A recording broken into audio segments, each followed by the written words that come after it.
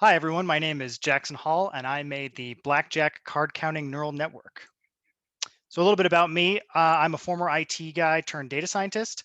Ever since I learned about neural networks in my class, I've been infatuated with them. They're really, really cool and fascinating.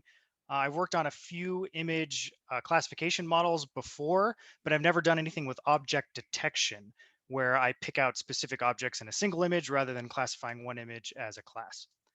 So, naturally, I thought, how about blackjack? But why specifically blackjack? Well, games of chance have always kind of been a go-to example for data scientists and statisticians to represent, models like, here's a probability. We can represent it with something like a game of blackjack.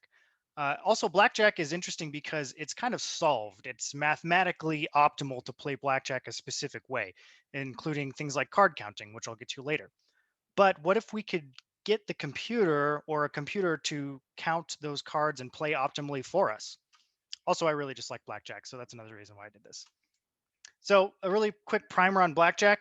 Blackjack, the goal of the game is to get to as close to 21 as you can without going over. You're playing against the dealer, and that's it. Over on the right, you can see different ways to play on your turn. You can either take cards or keep cards, or there's various other complicated things that I don't need to get into, but there. Here's an example of kind of optimal play. This is a chart that tells you exactly how to play depending on what the dealer has and what you have. You can see that up at the top, I got a 16, and at the bottom, a dealer has the 10, which means I'm supposed to hit, which is up here. Unfortunately, I got a 9, which is a bust, which means I lose. So, even though it's the optimal way to play, it's still, surprise, surprise, the casino has the house edge. So, the next step up from that optimal play, that chart, is to count cards. What we can do with blackjack is because each card we draw gives us a information about the cards remaining in the deck, we can keep track of those and we can say how likely it is to get good cards or bad cards. And that's why we assign them values to kind of keep a running count. So computers can do this really, really well. We can, keep a running count of cards that we draw. So that was my idea. Here's a quick proof of concept just to show that counting cards does work. I made a blackjack program that takes card counting and not card counting strategies. You can also see it's really interesting. Blackjack card counting doesn't make you win more; it just makes your wins more impactful. So you can see it's much more jagged how streaky those are. So anyway, on to the model that I used. So as my base, I used YOLO. It's a very, very fast model for how simple it is. It might not give the best accuracy, which you can see on the left here is a chart sort of showing it compared to other models.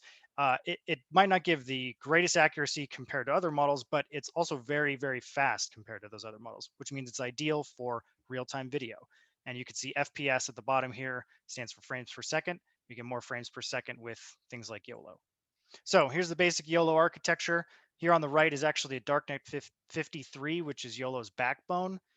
Except what YOLO does is it takes away the softmax and replaces it with these three feature vectors that we then feed into our detector, and that allows us to do things like detect multiple things on a single image. So we draw these bounding boxes to tell our model what to train on. You can see these are people.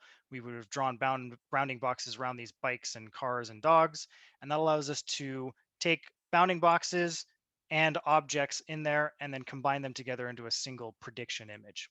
So my model specifically, I used 150 images that I took myself and drew bounding boxes around myself of various cards on a table that you saw before in the video. Using an AWS instance, I trained my model and it took around 3 hours to train for 500 epochs. I decided to go with the medium version of YOLO because it gave about a 2 to 3% increase in accuracy with no real discernible drop. The large model took a pretty big hit in FPS, which is why I went for the medium. So my detection pipeline is as follows. The YOLO model detects cards that you see on the table down below. Then my card counting algorithm updates the count depending on what it sees. Our script then reads the hand values the player and the dealer has, and then the card counter comes back and recommends your optimal play. So when we put it all together, we can see the same exact scenario we had before, but now we can see that the count below was actually 5.5 or 5.3.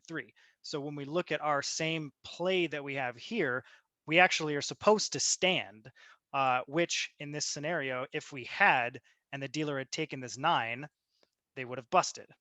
So that is an example of how card counting can work in certain scenarios.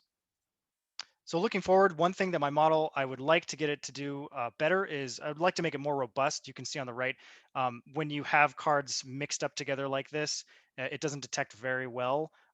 You wouldn't really see this in a blackjack game, obviously, but I would like to make it more robust. It would just make it better overall, and that just comes with generating more data. I think making synthetic images would be a great idea, a great start there at least.